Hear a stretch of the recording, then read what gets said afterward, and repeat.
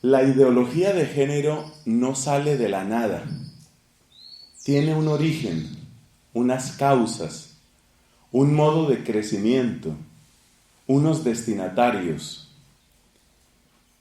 La ideología de género que se va implantando en distintos países requiere la inversión de millones y millones de dólares.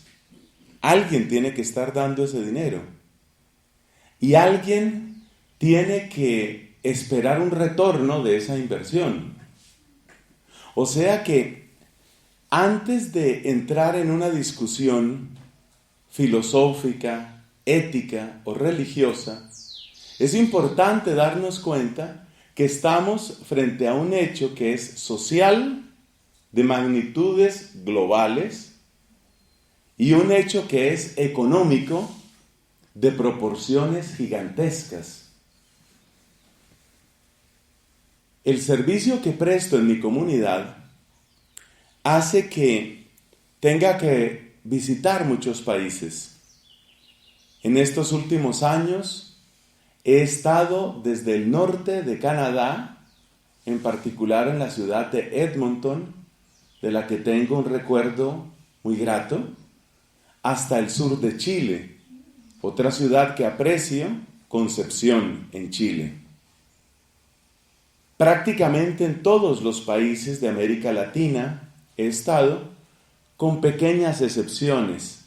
Todavía no he podido visitar Nicaragua, que me gustaría mucho.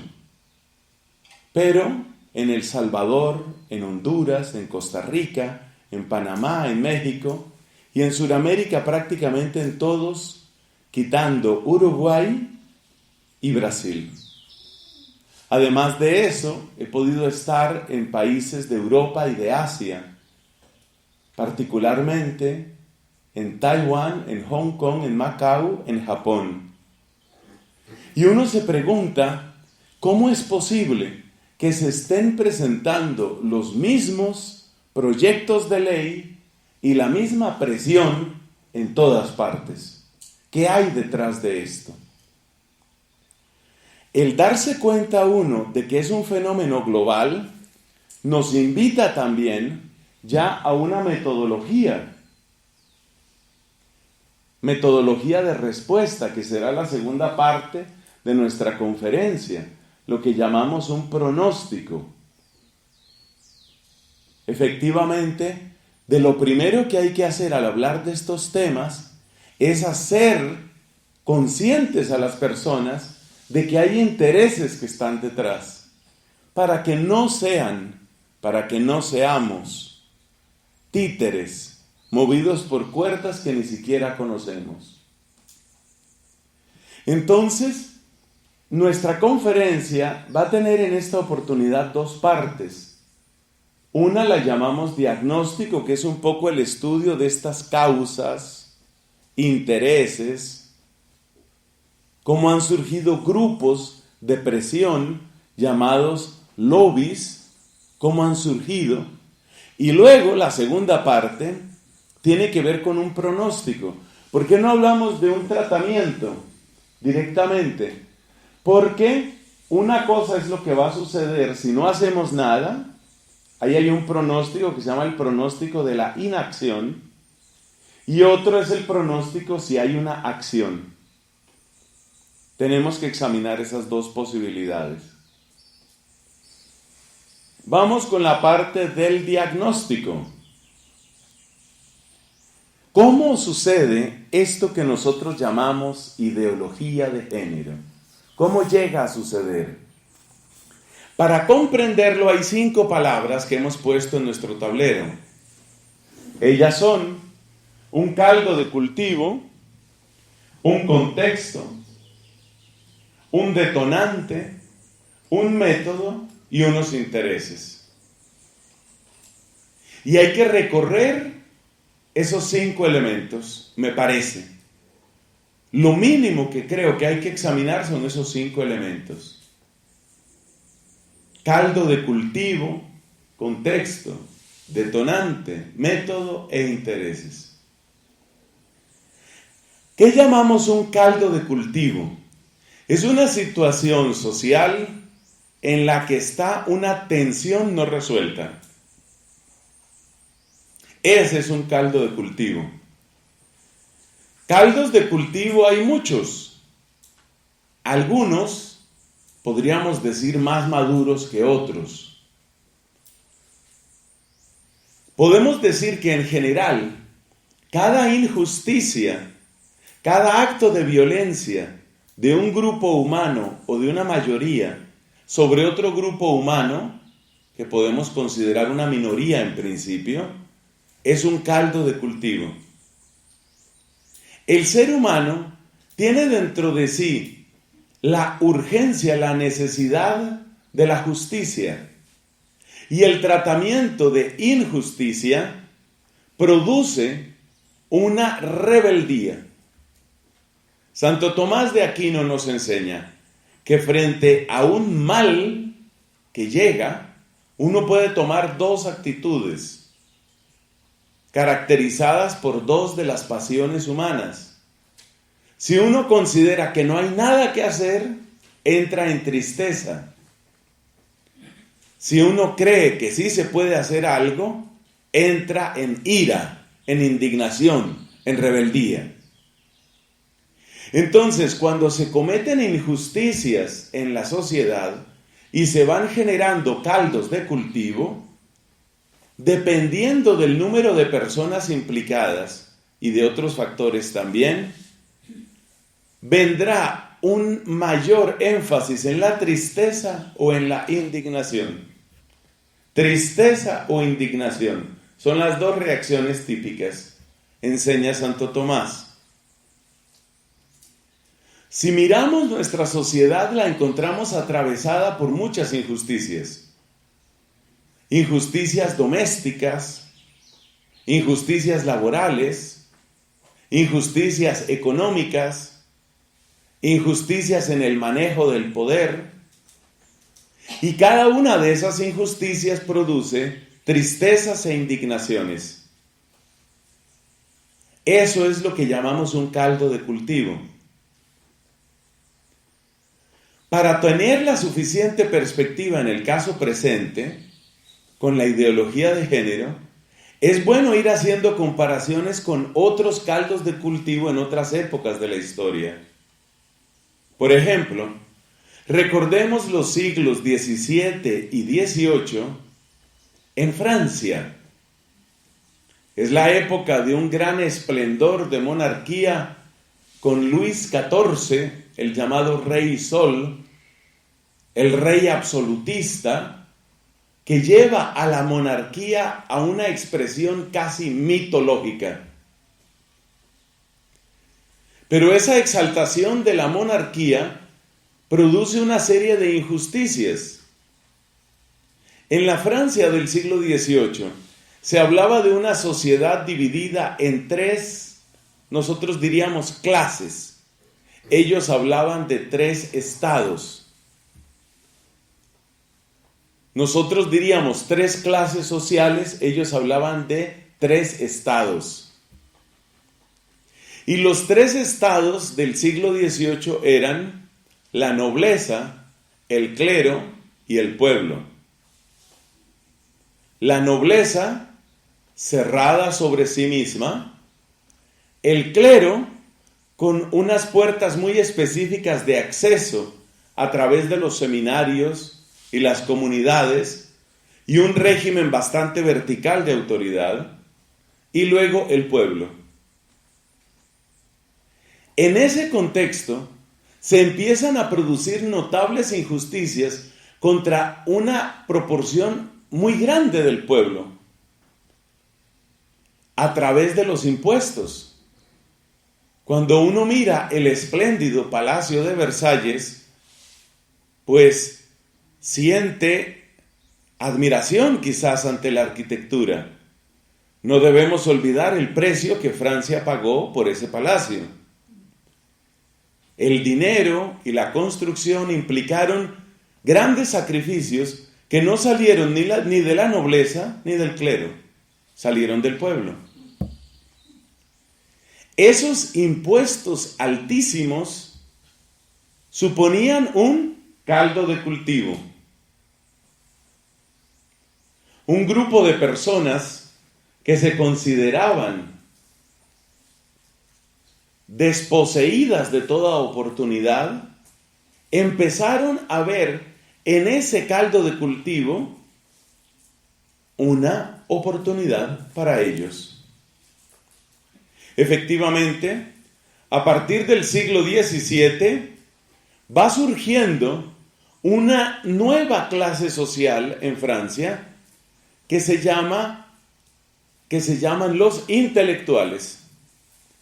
Son ellos los que van a impulsar el movimiento llamado de la Ilustración en Francia.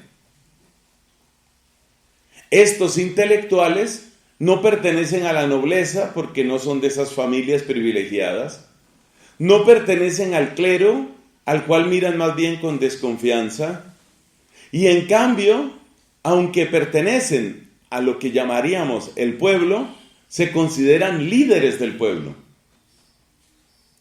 Lo que hacen estos intelectuales es utilizar una fuerza que se ha creado. O sea, un caldo de cultivo, ¿qué es? Un caldo de cultivo es una fuerza que poco a poco se prepara para que alguien la utilice. Me explico.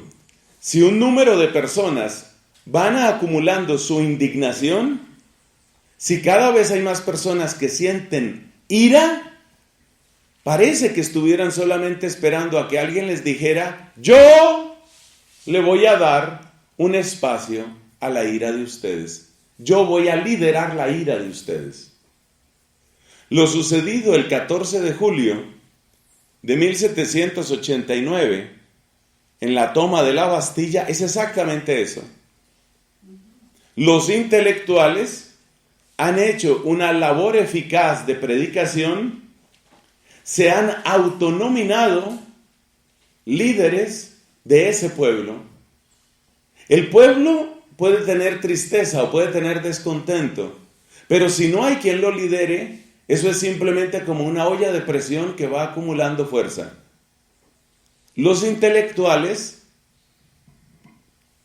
asumen el liderazgo y a través de un mensaje de predicación conducen al pueblo a los actos de la Bastilla y muchos otros actos. Las consecuencias ya sabemos cuáles son: la desaparición de la monarquía, luego viene lo que en Francia se llama el Directorio, el régimen del terror, luego la recuperación napoleónica, un breve restaurarse de la monarquía, luego otra república, en fin, ya esto es historia de Europa. Lo que quiero es destacar el ejemplo de lo que es un caldo de cultivo. Otro ejemplo lo encontramos en el siglo XIX con la clase obrera. La revolución industrial ha cambiado el modo de producción, este es un hecho económico, pero las máquinas son las que mandan en el nuevo esquema que tiene su gran fuerza en Inglaterra. Decimos que las máquinas son las que mandan porque en vez de estar al servicio del ser humano, es el ser humano el que tiene que trabajar como una máquina. Las condiciones laborales y familiares en la Inglaterra del siglo XIX son absurdas, de una crueldad impresionante. Hay familias enteras que tienen que trabajar para lograr su sustento. Familias enteras significa niños y niñas de 9 y 10 años que tienen que cumplir un horario laboral. No hay vacaciones, nadie se puede enfermar, el que se enferma deja de ganar dinero, la gente se enferma y se muere. En medio de toda esa injusticia, un intelectual llamado Carlos Marx se instala en Londres visita con mucha frecuencia la biblioteca de esa ciudad y allá en Londres escribe de una manera paciente y concienzuda la obra por la que es más conocido, El Capital. Básicamente lo que hace esta obra es analizar ese caldo de cultivo, analizar lo que se está haciendo con los proletarios, analizar lo que se le está haciendo al obrero. Y ese análisis lleva a una conclusión. Todas las injusticias del capitalismo provienen de que la posesión de los medios de producción está en unas pocas manos. Por consiguiente, lo que hay que hacer es volver comunes los medios de producción. Que los medios de producción, es decir, las infraestructuras que hacen posible la ganancia económica, no queden en manos de particulares, sino que estén en manos del pueblo. Marx es un predicador, pero su gran Aarón, su gran apóstol, no es él mismo, sino un amigo suyo que le admira enormemente, llamado Federico Engels. Engels empieza a difundir las ideas de Marx. Ellos están aprovechando un caldo de cultivo, es decir, las injusticias que se han causado contra los obreros. Lo mismo que hicieron los ilustrados en Francia con la revolución, eso van a hacer los comunistas, o van a intentar hacer los comunistas, con una diferencia. Francia estaba pensando solamente en Francia. En cambio, desde el principio, Marx y Engels piensan en el conjunto de la civilización. Ellos se consideran algo así como los primeros, como las primicias de un nuevo modo de organizar el mundo. Empiezan a hacer células de gente entusiasta, algo así como fundadores de nuevas comunidades. Lo que hizo San Pablo en el Nuevo Testamento, eso es lo que hacen Marx y sobre todo Engels, fundando comunidades que estudian estos temas y que concientizan a la clase trabajadora de las injusticias a las que está siendo sometida. De nuevo es importante la palabra predicación. La predicación de este mensaje produce comunidades y esa red de comunidades luego llega a conocerse como la Internacional Socialista. Como el libro del Capital es algo muy, muy voluminoso, entonces tienen algo mucho más práctico, mucho más concreto que se llama el manifiesto. El manifiesto comunista es algo así como el evangelio, la síntesis de la predicación con la que Engels quiere crear estas comunidades, unirlas en una especie de red y de ese modo cambiar completamente la sociedad. Las ideas de Engels y de Marx no tienen fruto en la Alemania que les dio origen a ellos. Tampoco tienen fruto en la Inglaterra que hizo posibles los estudios de Marx.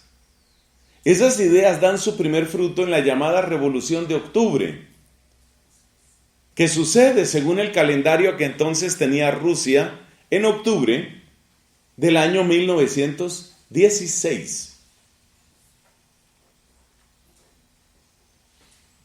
Ahora tengo duda, me parece que es en el 17. En octubre del 17 tiene su acción, tiene su triunfo la revolución bolchevique. Y en 1917, con el triunfo de la revolución, ese caldo de cultivo da su fruto maduro en un cambio radical del poder.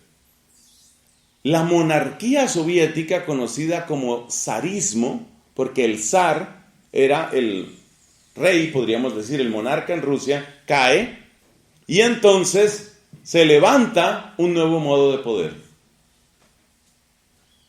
El último ejemplo que quiero dar y que creo que nos ayuda a entender más de cerca lo que implica la ideología de género es el ejemplo del feminismo. Durante mucho tiempo y en muchos lugares, el tratamiento a la mujer estuvo marcado por graves injusticias.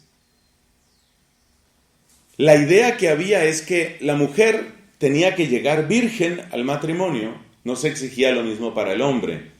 La mujer tenía que ser completamente fiel, no se exigía lo mismo para el hombre. El hombre con frecuencia era violento en sus palabras o en sus obras, la mujer tenía que ser sumisa. Este modo de pensar y este modo de actuar constituyen un caldo de cultivo.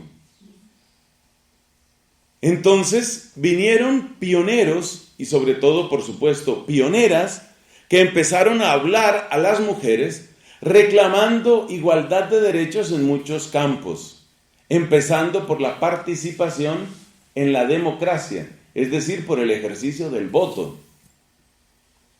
El movimiento feminista ha tenido distintos avances que ellos llamarán conquistas, o ellas llamarán conquistas, hay también hombres que apoyan este movimiento, en muy diversos campos. El caldo de cultivo para la ideología de género lo encontramos fundamentalmente en la manera como han sido tratadas las personas que tienen distintas características con respecto a su identidad sexual. Por ejemplo, personas que tienen una tendencia homosexual o personas que tienen una tendencia de travestis o de travestismo, el deseo de portarse exteriormente, de vestirse con lo característico del otro sexo. Las personas que, según la descripción que hoy es popular, sienten que están encerrados en un cuerpo que no es el suyo. Ese tipo de personas, una población que realmente no es mayoritaria, como en el caso de las mujeres, como en el caso de los obreros, o como en el caso del pueblo para la Revolución Francesa, ese porcentaje de personas ha sido una nueva oportunidad para repetir el mismo esquema. O sea, ustedes se dan cuenta de lo que estamos diciendo. Lo que estamos diciendo es que la ideología de género se inscribe como un movimiento más dentro de una historia de reivindicaciones y dentro de una historia que es básicamente una historia de búsqueda del poder. Quiero destacar de una manera muy cruda la hipocresía que ha habido en quienes dirigen este tipo de movimientos. La predicación fundamental en la Revolución Francesa, ¿cuál fue? Pues la proclamación de los derechos del hombre y del ciudadano. La declaración de los derechos del hombre. Esa fue como la Biblia, esa fue como el texto fundamental para llevar adelante el proyecto revolucionario en Francia. Pero hay algo muy interesante. Francia en aquella época tenía distintas colonias. En África, por ejemplo, en el Caribe, las islas de Martinica, de Guadalupe y sobre todo, esa parte de la isla que se comparte con República Dominicana, es decir, Haití, era dominación francesa. Y hay algo muy interesante, y es que los haitianos, que por supuesto hablaban y hablan francés, los haitianos toman este mensaje de la revolución, toman el mensaje de los derechos del ciudadano y dicen, nosotros somos libres. Y entonces Francia les dice, no, un momento, es que hay unos que son más ciudadanos que otros. Es decir, se proclaman los derechos del hombre y del ciudadano, ese fue el título que se le dio, ¿no? Declaración de los derechos del hombre y del ciudadano. Pero se niega el carácter humano y el carácter de ciudadano a los haitianos. La primera revolución de independencia en lo que hoy llamamos América sucedió en Haití y sucedió precisamente por la declaración de los hombres, de los derechos del hombre y del ciudadano. Pero la misma Francia y los mismos intelectuales que miraban con odio a la monarquía y que escupían sobre la iglesia, como Voltaire, esos mismos intelectuales no proclamaban los derechos de los haitianos. Un caso de semejante hipocresía o de hipocresía comparable encontramos en Estados Unidos, que realmente es como el primero en toda esta serie de revoluciones. Empieza de manera solemne la Constitución de los Estados Unidos diciendo nosotros, el pueblo, we the people, we, nosotros, pero ese nosotros no cobija a los negros. De manera que ni los negros ni los indígenas son pueblo. De manera que en Estados Unidos se proclama la libertad, pero es la libertad para nosotros a los que nos conviene ser libres. Y esto es muy importante entenderlo y es muy importante hacerlo entender, porque la gente cree que cuando se realizó la Revolución Francesa se estaba pensando en la libertad del pueblo, cuando en realidad los oportunistas de ese momento estaban pensando en su tajada de poder. Algo parecido sucede en Estados Unidos de América. Por eso, la revolución en Estados Unidos, la guerra de las colonias, tiene su triunfo en 1776. La fecha recordada es el 4 de julio de 1776. Pero ¿cuándo se da la libertad definitiva para los de raza negra? Pues toca esperar a la guerra civil. Toca esperar a la guerra de secesión, que va a suceder prácticamente 100 años después, un poco más. Estamos hablando de la época de Abraham Lincoln, 1865, 68, por allá. Es decir, va a suceder casi 100 años después. Esto es muy importante, descubrir y denunciar esta hipocresía es muy importante, porque lo mismo también ha sucedido con las mujeres. Es muy interesante ver que los evangelios o las predicaciones que se han utilizado en las distintas revoluciones han ido cambiando según las conveniencias de los que tienen intereses. Así, por ejemplo, las primeras precursoras del movimiento feminista, con algo de sensatez, yo diría bastante sensatez en su cabeza, eran mujeres absolutamente contrarias al aborto, porque se daban cuenta que además del niño que queda muerto, la persona más afectada por el aborto es la mujer. Y eso lo comprueba uno una y otra vez. De hecho, la mujer, así le den todas las explicaciones del mundo, no puede evitar hacer las famosas aritméticas.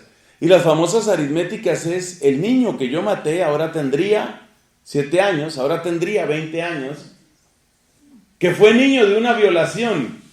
Pues terrible la violación, pero no fue el niño el que me violó. Ninguna mujer violada que haya abortado puede mirar al espejo y decirle a su propio yo, a su propio corazón, hice algo justo con ese niño, porque el niño no fue el que la violó.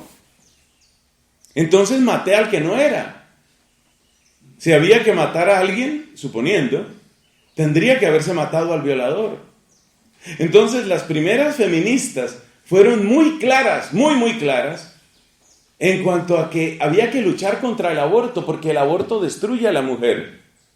Luego el feminismo dio la vuelta, y ahora parece parte del movimiento feminista proclamar el aborto. Esta mañana veía en las noticias cómo un país que mucha gente considera adelantado, es decir, Suecia, ha negado todo apoyo económico a las organizaciones no gubernamentales que se abstengan de apoyar el aborto. Es decir, Suecia no le va a dar dinero a una organización no gubernamental a menos que esa asociación promueva el aborto. Eso es lo que llaman países adelantados. Esos son los países desarrollados. Entonces, lo que quiero destacar es el cambio que se va dando, lo cual nos ubica exactamente en qué área de la investigación social debemos situar la ideología de género. Pertenece al contexto de las luchas por el poder. Y el esquema siempre es el mismo. Tal vez quien lo enunció de una manera más clara, más rotunda, fue Carlos Marx. ¿El esquema cuál es? El esquema es toma a un sector de la población que tenga grave descontento, tómalo, nómbrate el líder, el jefe de ellos, utiliza esa fuerza para llegar al poder y ya después tú verás qué haces. Es muy interesante ver en este mismo sentido que los comunistas actuales o los grupos de extrema izquierda actuales, prácticamente todos están casados con el movimiento LGBT, todos. Un caso notable es el del grupo de extrema izquierda llamado Podemos en España. Podemos, grupo de extrema izquierda, apoya con toda la fuerza de su electorado, con toda la fuerza de sus diputados, ¿apoya qué? El movimiento LGBT. Sin embargo, si uno lee lo que piensan o lo que pensaban del amaneramiento y del homosexualismo, hombres como Stalin o como Lenin, que eran socialistas, que eran comunistas, ellos pensaban exactamente lo contrario.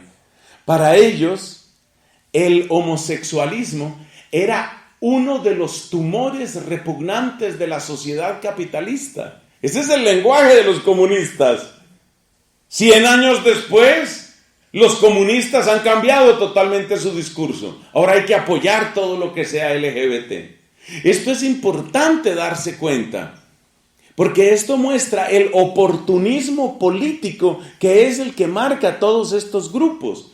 Y es importante hacerlo ver, ya estamos llegando un poco al lenguaje del pronóstico. Esto es importante hacerlo ver porque la gente cree que lo que se está haciendo es solucionar las terribles injusticias y discriminaciones con las que se ha castigado a la población LGBT. Muchas de las feministas de ultranza o a ultranza eran terriblemente racistas. Una de ellas, conocida por su impulso al aborto en Inglaterra, una tal María Schoppe, una cosa parecida se llama, esta mujer decía que era muy importante el aborto para deshacerse de esos repugnantes negros. Era espantosamente racista, pero eso ahora lo callan las feministas. Dentro de la historia del feminismo, las primeras, las precursoras eran antiaborto. Luego encontramos mujeres como esta María no sé qué, la inglesa, que era abortista. Y a partir de ella sigue el aborto, pero las razones que daba la tal María esa, era entre otras cosas un motivo eugenésico, para purificar la raza. Ella tenía ideas muy semejantes a las de Hitler. Esos son los precursores de la ideología de género. Y esto hay que tenerlo claro, porque nuestros jovencitos y jovencitas románticos creen que es un problema de igualdad, de tolerancia, de no discriminar, de tener comprensión para todos, de abrirnos a la ternura, de la revolución rosa. Y resulta que detrás de esto hay gente que está moviendo los hilos, los están utilizando a todos ellos. Si ese concepto ha quedado claro, el resto fluye fácilmente. Lo que he presentado como Revolución Francesa, marxismo, feminismo, ese es el contexto. Entonces la palabra que me parece que hay que utilizar, la palabra indispensable aquí es neomarxismo.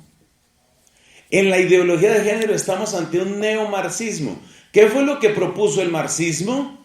Propuso, busca un sector de la población que esté descontento, les aceleras y les exacerbas el odio. El odio es indispensable en el marxismo. Si no, pregúnteselo a Chávez, pregúnteselo a Maduro. Sin odio no funciona el marxismo. El odio es indispensable. ¿Por qué? Porque si las personas que están sufriendo injusticia, tú las tranquilizas, estás perdiendo el capital de fuerza que necesitas para llegar al poder. El odio es indispensable en el marxismo. Por eso aunque esto tiene antecedentes, ya lo dije, en la Revolución Francesa, es clave el marxismo. Y por eso decimos que la ideología de género es un neomarxismo. Palabra que creo que debe quedar también en nuestro tablero. Estamos hablando de un neomarxismo.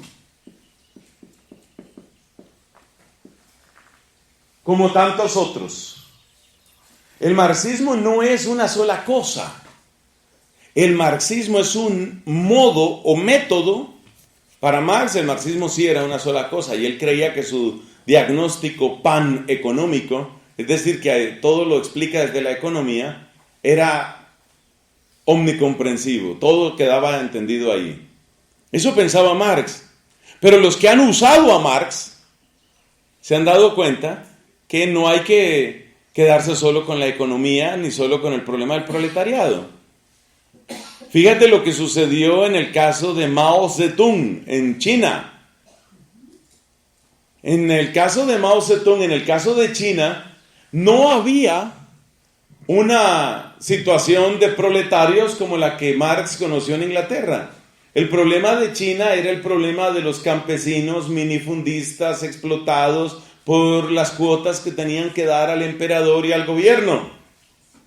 Entonces, ¿qué fue lo que hizo Mao Zedong? Él hizo su propio evangelio. ¿Cómo se llamaba su propio evangelio? El libro rojo.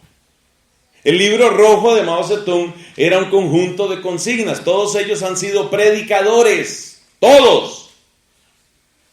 Y esto explica la relación intrínseca que tiene la ideología de género con los medios de comunicación. Ellos dependen completamente de los medios de comunicación. Entonces, ¿qué fue lo que hizo Mao Zedong? Aprovechar lo mismo. Mao Zedong utiliza el mismo esquema, pero en unas circunstancias distintas.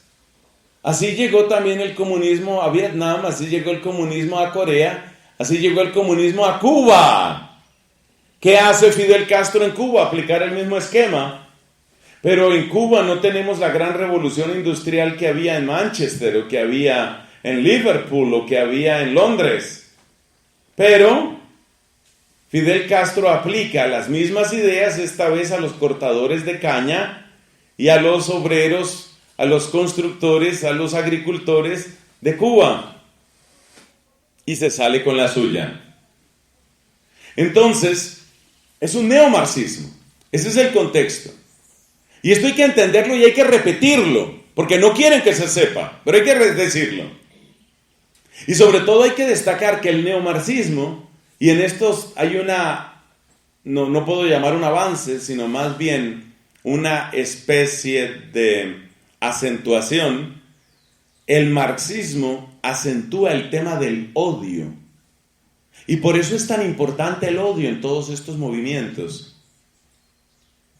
El feminismo en Argentina, que tiene que dejar untadas de excrementos humanos las paredes de las catedrales. ¿Por qué tienen que echarle excremento humano a la catedral? Porque tienen que mostrar su odio. ¿Por qué tienen que representar en una parodia a la Virgen María abortando? ¿Por qué? Porque tienen que mostrar su odio. ¿Por qué tienen que burlarse de lo sagrado y de la Eucaristía? Porque tienen que mostrar su odio. Porque el odio hace que las personas se afiancen en su combate, y este es un tema de poder. A base de odio se construye el marxismo siempre, siempre. Y este es un neomarxismo. Pero bueno, si ya tienes el caldo de cultivo y ya tienes el neomarxismo como contexto, ¿cuál es el detonante?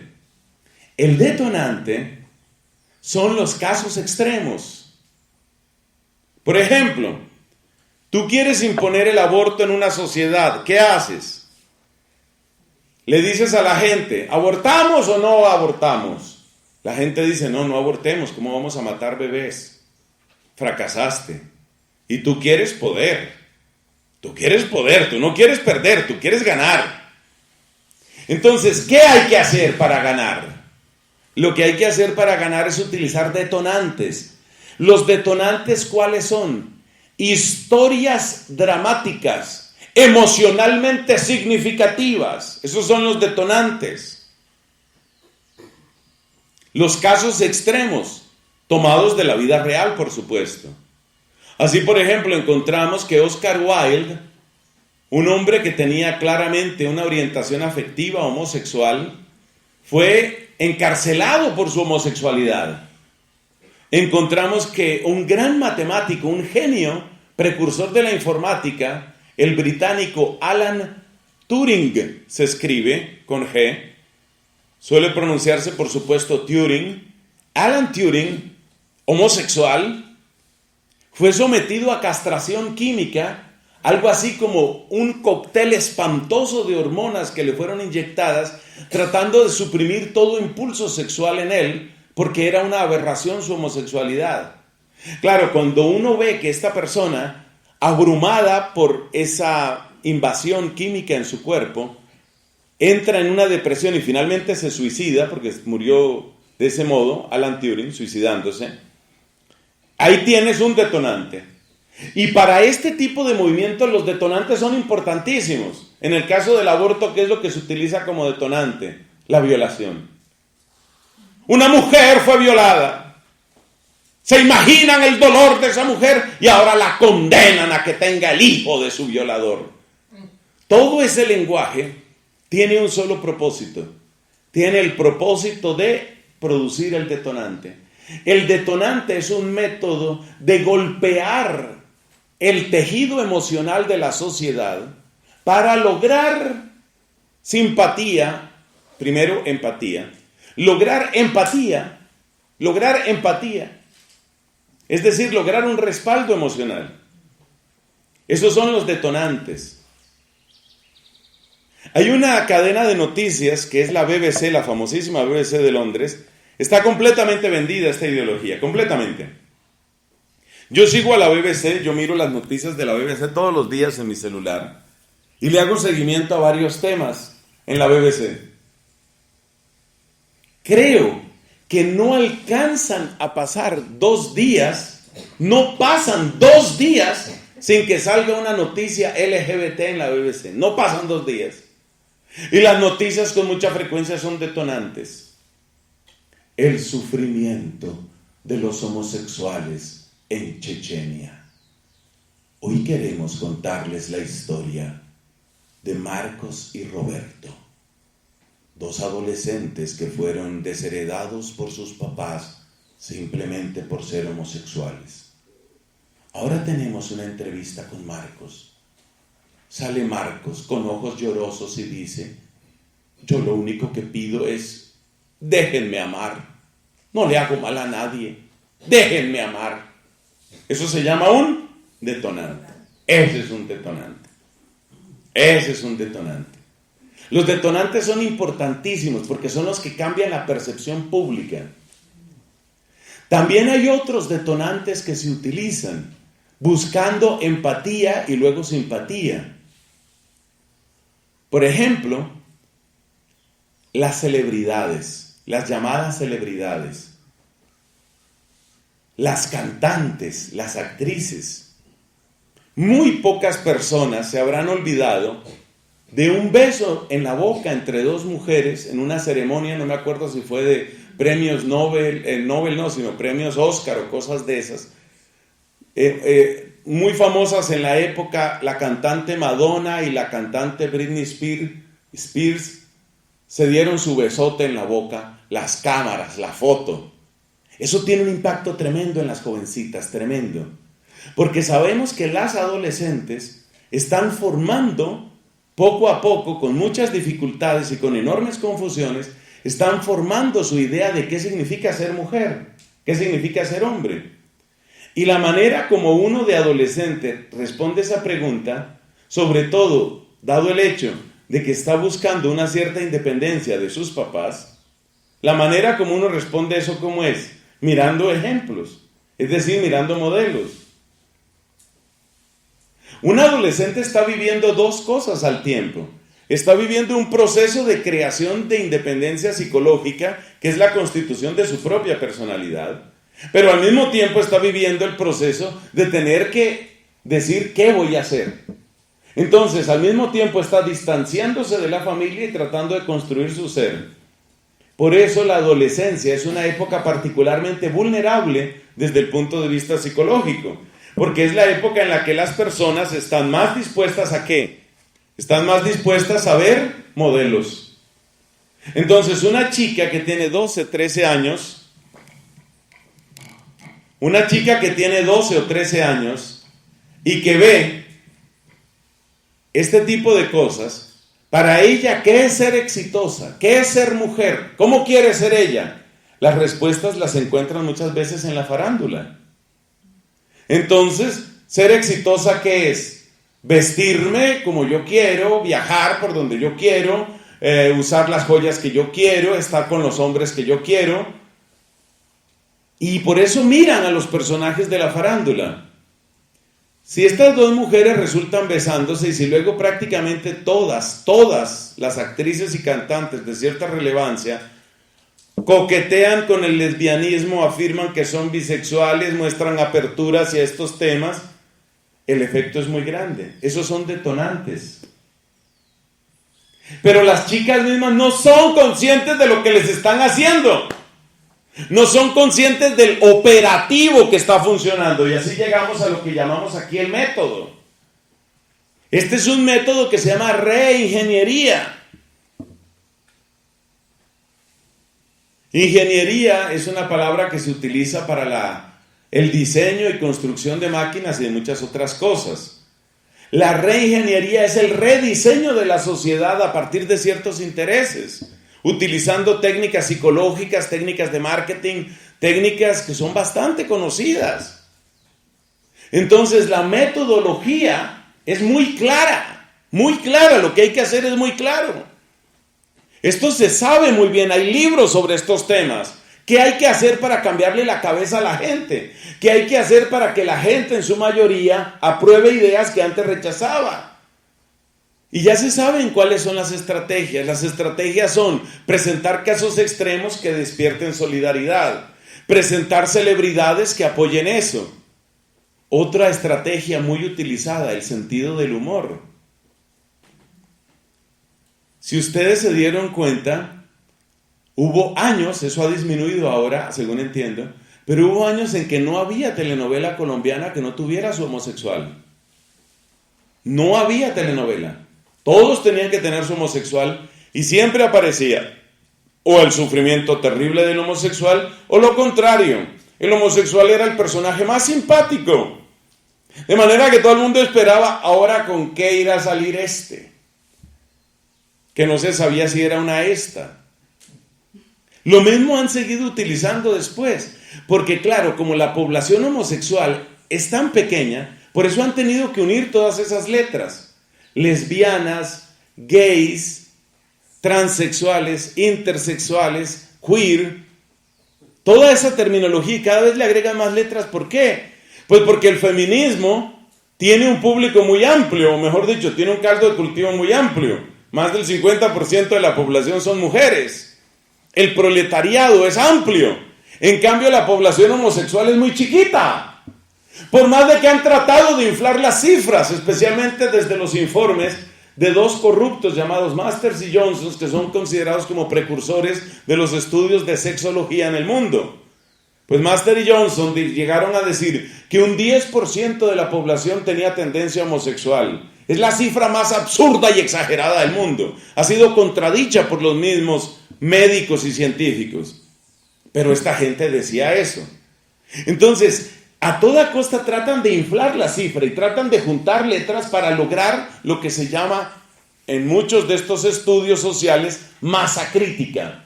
¿Masa crítica qué es? Un caudal suficiente de respaldo para empujar en la búsqueda de lo único que en realidad les interesa, que es el poder. Hay que llegar a una masa crítica. Bueno, entonces, como es masa crítica, las olas lesbianas son muy poquitas. La población abiertamente lesbiana, las personas, o sea, no estamos hablando aquí de una mujer que tiene un conflicto de identidad, ni de una mujer que en un momento dado de su infancia, de su juventud, de lo que sea, tuvo alguna experiencia con otra mujer. No estamos hablando de eso. Cuando decimos aquí lesbiana, estamos hablando de una persona que mira su vida en términos de yo quiero unir mi vida para siempre con otra mujer. Eso es lo que aquí llamamos lesbiana, porque esos son los verdaderos activistas. Bueno, resulta que esas personas son poquísimas. Creo que los estudios no hablan de menos de un 0.01% de la población que sea lesbiana en esos términos. Y lo mismo hay que decir de los gays. Entonces por eso juntan letras, porque se dan cuenta que la población es muy chiquita. Después de años de estar presentando homosexuales en perspectiva de compasión o en perspectiva de simpatía en la televisión, en España, por ejemplo, que es un país que ha sufrido enormemente todas estas influencias, en España, por ejemplo, entonces han empezado las series de televisión con transexuales. Están tratando a toda costa de aumentar la visibilidad de los transexuales. Cada vez que aparece un niño o una niña transexual, inmediatamente los medios, sobre todo la BBC, que yo conozca, pero Deutsche Welle de Alemania no es muy distinta, la DWS no es muy distinta. También ellos apoyan todo este tipo de cosas y les dan enorme visibilidad. Y cuidado con que llegue a sucederle algo a una persona de esas, porque de inmediato eso es una tragedia, en lo cual se ve otra terrible hipocresía de este movimiento. Hace unos 3 años, un muchacho homosexual fue golpeado en un metro, en una línea del metro de Nueva York. ¡Oh, por Dios! Todos los medios de comunicación, la paliza que le dieron al homosexual. No es que yo esté de acuerdo con eso.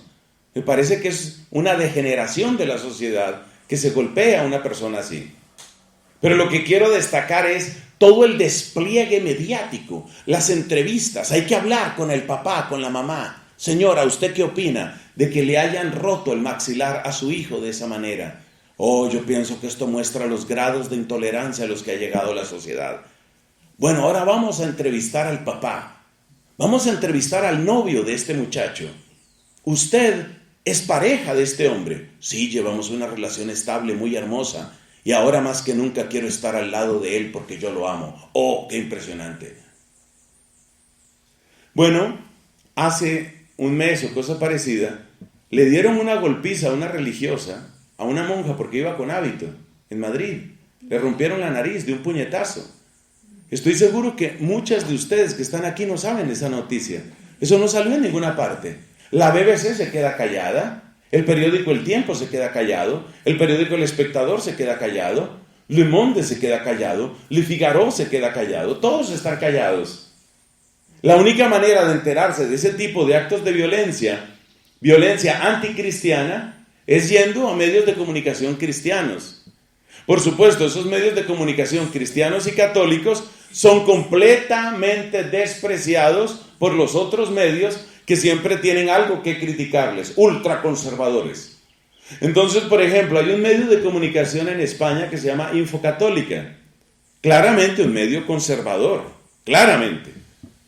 Pero cualquier cosa que diga Infocatólica, por ejemplo esto, de inmediato, un medio ultra, le ponen el ultra para que tú sepas que eso es prácticamente como un terrorista. Entonces, esta metodología, esto ya está muy claro. Si ustedes entran a mi canal de internet y escriben la palabra reingeniería, ustedes pueden encontrar más datos sobre esto. De hecho, tengo una serie que se llama Diálogos de Género que he publicado hace unos años por unas conferencias que di en Perú. Y ahí hablo sobre todos estos métodos. Uno de los más conocidos, que quizá la terminología les pueda resultar familiar a algunas de ustedes, es las palabras bandera y las palabras dragón. Porque parte del método, parte de la reingeniería es utilizar el lenguaje. ¡Claro, el lenguaje es un arma poderosísima! El lenguaje es fundamental dentro de este combate. ¿Qué es lo que nosotros llamamos una palabra dragón? Llamamos palabras dragón a aquellas palabras con las cuales se quiere producir una presión social contraria, o mejor dicho, se quiere producir un espacio para lo que yo quiero imponer. Por ejemplo, una palabra dragón, la más importante del momento presente, es homófobo. Homófobo. Cualquiera que no esté de acuerdo, homófobo. Eres un intolerante. Estás en la Edad Media. Dominico tenías que ser. Quiere revivir la Inquisición. Es impresionante, la catarata de insultos que le llega a uno es impresionante. Como yo publico este tipo de cosas, ustedes se imaginarán la cantidad de insultos que llegan continuamente. Y de inmediato lo interesante es que la gente ha perdido la capacidad de argumentación. Entonces, como no tienen que argumentar porque uno está presentando datos históricos, datos científicos, datos muy claros, como no tienen que argumentar, entonces lo de ellos, ¿cuál es? Entonces mejor usted que es un pederasta. Esa es la manera, es decir, tratan de responder con ruido y con insulto porque no tienen argumentos. Entonces les recomiendo ver esa serie que se llama Diálogos de Género, donde se habla de eso, de las palabras bandera y las palabras dragón. Palabras dragón son las palabras con las que quieren asustarnos, para ver si nos callan. Palabras bandera son las palabras que quieren levantar, ¿sí? Palabras que quieren levantar para que todos nos cobijemos debajo de ellas. Por ejemplo, la palabra tolerancia. Una palabra dragón, discriminación. Usted está discriminando. Cada una de estas palabras, cuando uno las analiza, uno se da cuenta que llevan por dentro muchas mentiras y sobre todo un uso mentiroso, como el uso de los símbolos. Le voy a dar un caso muy importante. Resulta que la región sur de España, que es tan fascinante, tan bella, tan encantadora en tantos aspectos, es la región más caracterizada por las tendencias socialistas. De hecho, pues ha sido durante años y años el gran baluarte, el pozo inagotable de votos para el Partido Socialista Obrero Español, el PSOE. Eso es lo que sucede en el sur de España.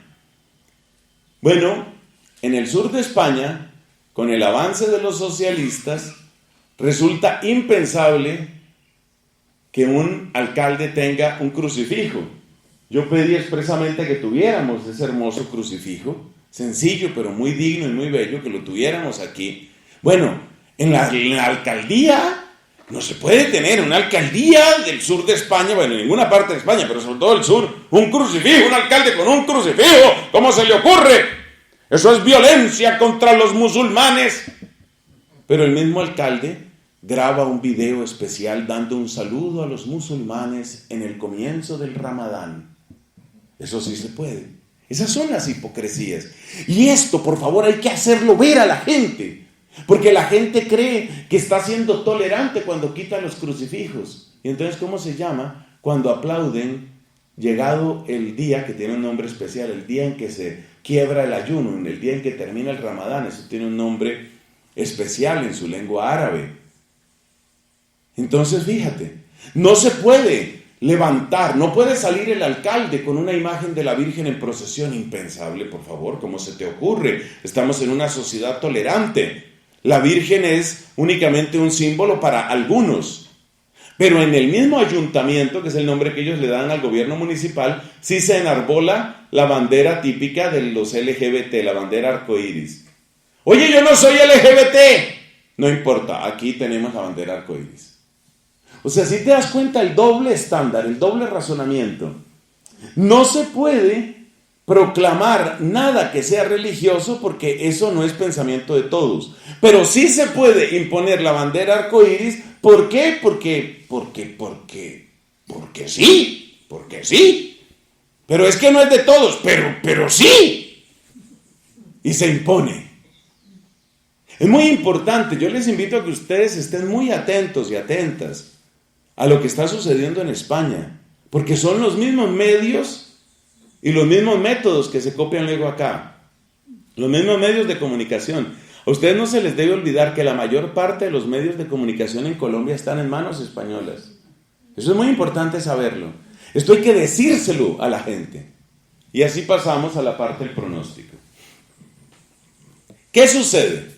Si no hacemos nada, si nos volvemos entre comillas tolerantes, que significa en realidad cobardes, cómplices.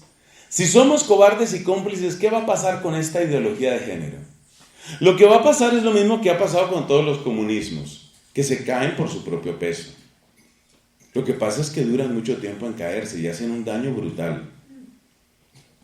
Albania, uno de los países de más rabioso ateísmo, finalmente ha caído y ha tenido que admitir su formación religiosa en colegios privados y cosas que eran impensables hace unos años. La Unión Soviética es el caso más típico. Cayó la Unión Soviética, queda Rusia, por supuesto. La Unión Soviética cae, es decir, el comunismo siempre cae. Siempre cae. Y la razón por la que cae es porque el comunismo se alimenta de odio. Y el odio finalmente mata. Mata en primer lugar al que odia.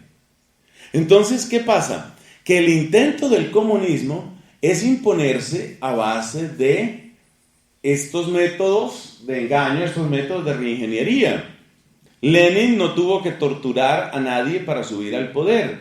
Utilizó su proverbial elocuencia, utilizó los medios de comunicación de los que podía disponer en ese momento y llegó al poder.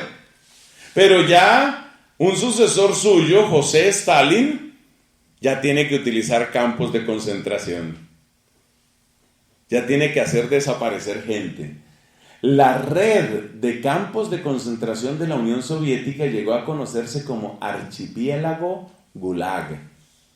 Muy famoso por la obra de Alexander Solzhenitsyn, que habló sobre esa red de campos de concentración. Entonces, ¿qué pasa con el comunismo? Lo que estamos viendo en cámara lenta en Venezuela. Es decir, tú puedes tratar de mantenerte y tú puedes seguir matando gente. Ya va llegando a 100 el número de muertos en las protestas. Tú puedes seguir matando gente. Pero llega un momento en el que los militares ya les tiembla el pulso. O sea, voy a matar a cuántos más. ¿Y para qué? ¿Para qué? ¿Para sostener a quién? Entonces llega un momento en el que se cansan de matar no los altos mandos, que esos no se ensucian las manos, sino los que están ahí. Llega un momento en el que el policía de la GNB, de la Guardia Nacional Bolivariana, creo que es la sigla, llega un momento en el que el policía, el militar se da cuenta que tiene que disparar con otro que es su vecino de toda la vida. Y llega el momento en el que ya no pueden matar más. Pero mientras tanto, ¿qué va a quedar de Venezuela? No lo sabemos. Entonces, estos movimientos finalmente caen. Toda esta represión ridícula a la que pretenden imponernos con las leyes mordaza de los LGBT, eso finalmente cae. No todos los papás quieren que les perviertan a sus hijos. Hay papás a los que no les importa eso. Porque claro, el gran objetivo de esto es el poder, pero tú no puedes asegurar el poder sin asegurar la educación. Tienes que asegurar la educación. Y para asegurar la educación, ¿qué te toca hacer? Cambiar los manuales, sobre todo los manuales de educación sexual. No todos los papás están felices con que las primeras clases de educación sexual de sus niñas sean cómo masturbarse, o con que las clases de educación sexual de sus hijos sean, bueno, hoy vamos a aprender sobre sexo oral y sexo anal. No todos los papás están felices con eso. Entonces, ¿qué haces con los papás descontentos? Los obligas.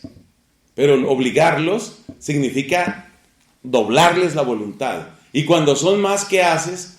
Los sigues obligando. Y cuando algunos dicen, entonces no envío a mi hijo al colegio, ¿qué haces? Pues metes a esos papás a la cárcel o les quitas la custodia. Y cuando son miles de papás que están perdiendo la custodia, ¿qué haces? Entonces llega un momento en el que esto revienta. Si nosotros no hacemos nada, esto también caerá. Lo que pasa es que puede durar en caer 20 años, 30 años, 40 años. Es decir, cuando los grados de degeneración, cuando los grados de depravación de niños y niñas lleguen a producir asco y terror en los papás, cuando la gente no quiera más que les hagan eso a los hijos, pues llegará el momento en el que esto estallará. Pero mientras tanto, ¿cuánto tiempo va a pasar? O sea que si no hacemos nada, esto también se acaba. Como va a caer Corea del Norte, pero ¿cuánto se demora Corea del Norte en caer? ¿Cuánto se demora Cuba en caer? La caída de Cuba, del régimen comunista en Cuba, es todavía más lenta. Es una cámara no lenta, cámara lentísima. Lentísima. Y finalmente los pasos que está dando Cuba son los que todos sabemos que tendrá que dar. Recuperación de la iniciativa privada, apertura al comercio, ese tipo de cosas. Exactamente lo contrario de lo que quería Fidel Castro. Exactamente lo contrario. Pero tendrán que ceder. Tarde o temprano tendrán que ceder. Pero se demora mucho. Muchísimo. Como he tenido ocasión de hacer misión en Miami, yo he visto las lágrimas de los cubanos cuando dicen ¿hasta cuándo? Porque no acaban de morirse. Eso es muy doloroso. Y hay cubanos que han muerto en el exilio y no se vio una respuesta. No hubo ninguna respuesta. Se dice que Fidel Castro sobrevivió a más de 600 atentados. Es muy horrible lo que voy a decir. Y uno no debe desear así la muerte, sino la conversión, según dice la Biblia. Pero muchos cubanos hubieran querido que algunos de esos atentados, uno hubiera bastado, fuera exitoso. Entonces, si no hacemos nada, se produce un fenómeno de agotamiento, pero si sí hacemos algo, ¿qué hay que hacer?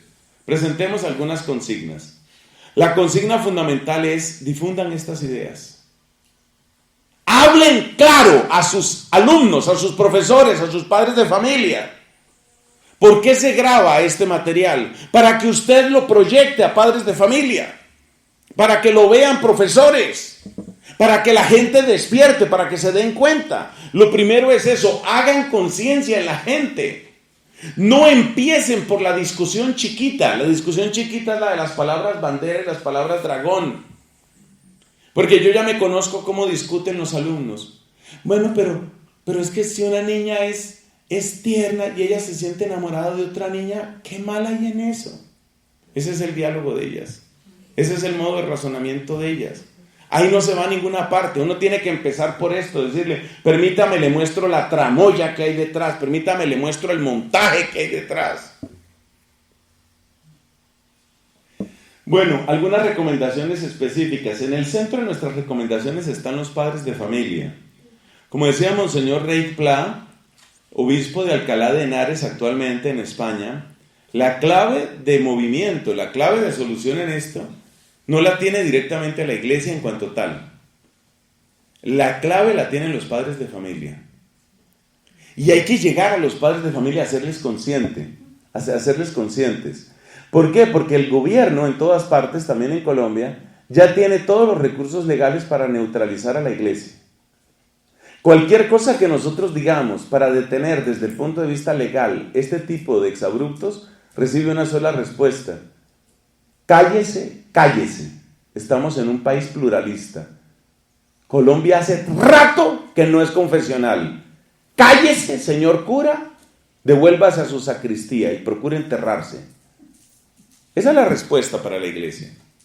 Entonces lo nuestro no es la lucha directa en esos términos. Tenemos que hacer un oficio de denuncia, de clarificación, de ilustración. Acuérdate la palabra que he repetido desde el principio. Acuérdate la palabra que dije desde el principio. Hay predicación. Ellos se han movido a base de predicación. Eso quiere decir que el argumento nuestro tiene que ser ilustrar, predicar, mostrar, educar. Mire lo que hay detrás. Mire cómo se montó la ideología de género. Cuando uno hace una explicación de cómo viene esta historia desde el feminismo, de inmediato los estudiantes empiezan a pensar las cosas de otro modo. Pero la clave central está en los padres de familia. Háblenles a los padres de familia de lo que está pasando en Alemania, en Suecia, en España. Háblenles, díganles qué está sucediendo. Y hagan esta pregunta: señores padres de familia, ¿ustedes quieren que suceda lo mismo con sus hijos? Entonces, eso es clave. Segunda cosa, hay que tener en cuenta que en esta labor solo se puede trabajar con alianzas.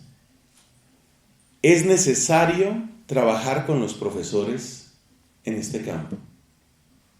También ahí la cosa empieza por amplia información, amplia instrucción para los profesores.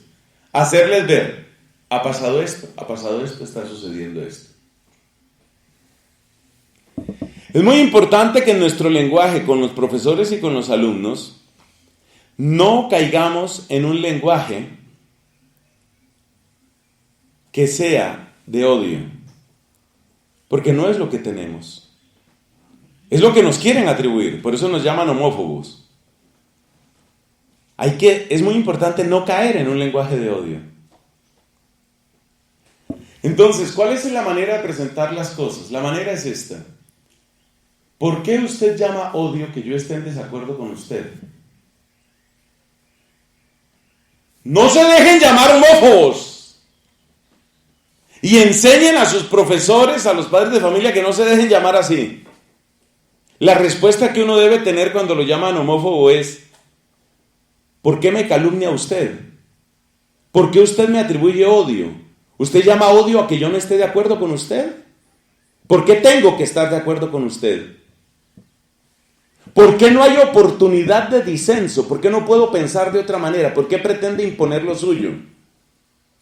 Uno debe tener respeto, pero debe tener muy claro su terreno. Muy claro. En esto no se puede ser débil, porque apenas usted acepte una acusación, ya le toca achicarse. Y de nuevo caemos en la inacción y esperar 30 o 40 años hasta que esto termine de degenerarse y hasta que los niveles de depravación lleven a que empiecen a surgir algunos cambios. Entonces hay que enseñar la argumentación a los profesores. Hay que hacer una clarificación. La palabra clave con los padres de familia, ¿cuál es? Asociaciones. Lo dice Monseñor Rey Pla. Asociaciones. Hay que enseñar a los padres de familia. Si ustedes no hacen asociaciones, entre ustedes. Porque si ellos hacen la asociación Colegio Laura Vicuña, asociación Colegio Domingo Sabio, asociación San Juan Bosco, no, tienen que ser asociaciones entre ellos. Asociaciones en las que estén dispuestos los abogados a pelear. Es muy importante tener en cuenta también en este tipo de combate que lo que se quiere, ya dijimos, es el poder. Y el que quiere perpetuarse en el poder, quiere perpetuarse en la educación. Entonces, no crean ustedes que basta simplemente con decirle a la gente vamos a ser tolerantes. Hay que hacer una clarificación semántica. Entonces, con los profesores, ¿cuál es la clave? La clarificación semántica. Vamos a tener una jornada pedagógica, señores profesores. Vamos a hablar sobre verdadera y falsa tolerancia. ¿La falsa tolerancia en qué consiste? En que yo tengo que estar de acuerdo con los LGBT. Esa es la falsa tolerancia. ¿La verdadera tolerancia qué es? Que hay espacio para discutir, hay espacio para razonar, hay espacio para estar en desacuerdo dentro del respeto. Entonces, la palabra clave para los padres de familia es asociaciones. La palabra clave para los profesores es clarificación semántica. Que ellos sepan cuál es la postura de nuestras instituciones educativas desde la claridad semántica. La palabra clave con los alumnos y alumnas, ¿cuál es? Manipulación. Por supuesto, lo contrario, no se dejen manipular. Denuncia de la manipulación. Mira lo que está sucediendo. ¿A ti te parece justo lo que está pasando aquí? Mira lo que están haciendo acá. Hay portales católicos que ayudan muchísimo. Especialmente hay uno que se llama Actual, que termina en doble L. Actual con doble L. Ese es muy bueno. Búsquenlo en internet. Actual con doble L. Y otro que se llama religionenlibertad.com. Yo mismo llevo más de 150 artículos publicados sobre este tema en mi propio blog. Mi blog se llama fraynelson.com. Este es el canal de internet, el canal de YouTube. Pero yo tengo un blog y en ese blog hay muchos artículos y muchos recursos. Ilústrense sobre estos temas. Entonces, la palabra clave para alumnos y alumnas, ¿cuál es? La palabra clave es denuncia de la manipulación para los alumnos y alumnas. Ilústrense, conozcan. No todos los homosexuales están de acuerdo en las mismas ideas. Acuérdese que el colectivo LGBT, así llamado colectivo, es una unión artificial, una unión conceptual mental creada por los que buscan hacer poder a través de ellos. Luego, la palabra clave con los profesores, ¿cuál es? Es clarificación semántica. Que ellos sepan distinguir qué es discriminación, qué no es discriminación, qué es tolerancia, qué no es tolerancia, qué es homofobia, qué no es homofobia, qué es persecución, qué no es. Hablen de temas de reingeniería con los profesores. Con respecto a las autoridades civiles, es necesario a toda costa preservar al máximo el PI, el Proyecto Educativo Institucional. Ármense, si no están ya armados y armadas, ármense de abogados. Ya, en este momento. Las provincias, los colegios tienen que tener manera de defender su PI. En un país que quiero mucho, el Perú, el Ministerio de Educación ha sido de una agresividad sin la torpeza que cometió la lesbiana esta Gina Parodi aquí, que quiso a toda costa meter lo suyo y le salió muy mal la jugada.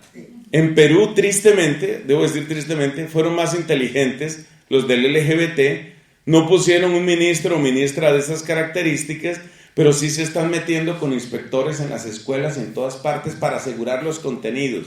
Defiéndanse con abogados y en lo que tengan que dar, en lo que obligatoriamente haya que dar, es necesario que ustedes custodien lo que les voy a decir. Si hay que dar un material que ustedes consideran cuestionable, después del material cuestionable ustedes dicen, y ahora vamos a hacer una crítica de lo que hemos presentado. Todo lo que tengan que presentar obligatoriamente, preséntenlo con crítica, que nadie nos puede quitar ese derecho. Esto es muy importante, por favor, despertar. Y aquí viene la última parte, los hermanos de comunidad. Miren, la iglesia es triste la situación, estamos muy dormidos, como suele suceder con la iglesia católica, muy atrasados. Muy, pero muy atrasados. ¿Cuál es la manera? Hay que ir haciendo ver a las personas, lo mismo que dijimos con los alumnos, date cuenta de la manipulación que hay con esto. Y date cuenta de lo que está sucediendo ya en España.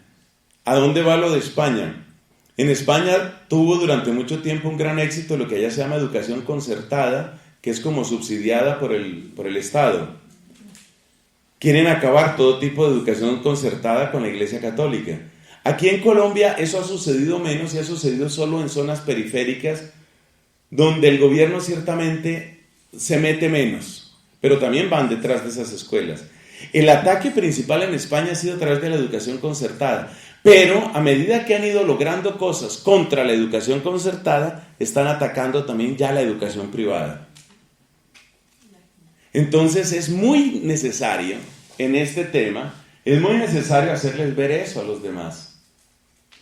Sobre todo que hay países donde es muy triste. A mí me da mucho dolor cuando a veces uno se encuentra hermanos de comunidad de otros países y creen que porque nosotros somos colombianos, somos tercer mundo, somos taparrabo, nosotros no sabemos nada de nada y ellos son los adelantados, porque ellos sí son los tolerantes, porque ellos sí son los que saben de eso. No se dejen humillar por hermanas de otros países, de otras regiones, que se consideren más desarrolladas y que vengan con ideas contrarias a esto, que ustedes saben que es el bien de los estudiantes. No se dejen humillar. Con claridad, pero con respeto, mantengan lo suyo. En ese sentido, la Iglesia de África nos ha dado un enorme ejemplo. Qué gran página están escribiendo obispos y sacerdotes africanos que en estos temas saben mantenerse. Y muchas veces pertenecen a comunidades religiosas en las cuales la contraparte francesa o la contraparte italiana o la contraparte suiza dicen, no, hay que tener tolerancia, no sé qué, y los africanos dicen, no, esto es África y aquí sabemos cómo se hacen las cosas. Hay que saber tener una sana independencia incluso dentro de las presiones que se dan en las grandes comunidades religiosas, porque vienen esas presiones desde otros países. En mi comunidad religiosa tuvimos un desastre, por ejemplo, cuando por la presión de los ingleses quedaron unas declaraciones completamente ambiguas sobre orientación sexual en un capítulo general. Esas cosas hay que tener mucho cuidado y no dejarse engañar. Bueno, estas son algunas ideas que yo creo que nos pueden ayudar a estar despiertos. Prepárense, cultívense, conozcan, aprendan a criticar, aprendan a avanzar en este tema. Gloria al Padre, al Hijo y al Espíritu Santo.